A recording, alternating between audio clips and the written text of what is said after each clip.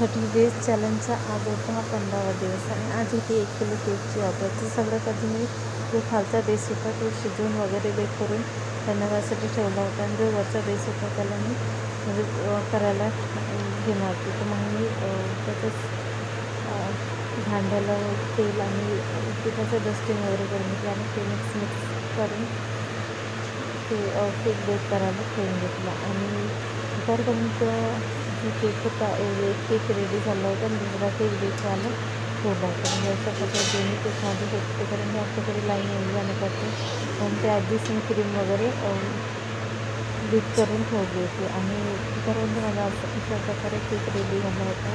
तर मला केक कसा वाटला कमेंटमध्ये नक्कीच सांगेन.